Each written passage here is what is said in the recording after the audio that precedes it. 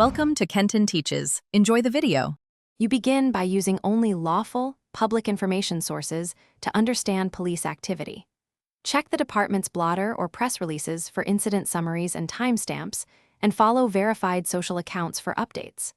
Once done, scan public radio feeds or community scanner apps that legally rebroadcast police channels. Make sure to confirm streams are authorized in your jurisdiction. This approach keeps you informed without attempting intrusive tracking, and it reduces risk by relying on transparent, official channels. You expand monitoring by combining media and community input to build context.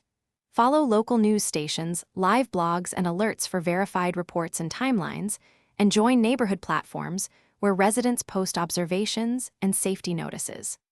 Once done, set keyword notifications on news apps for immediate alerts about nearby incidents.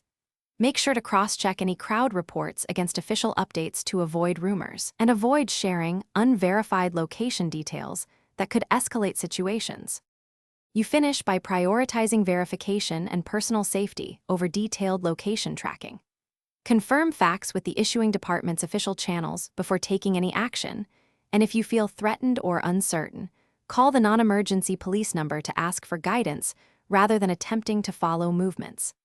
Once done, troubleshoot misinformation by checking timestamps, cross-referencing multiple reputable sources, and pausing before sharing unverified posts. This keeps you informed, lawful, and focused on safety. Thanks for watching. Please subscribe if this video was helpful.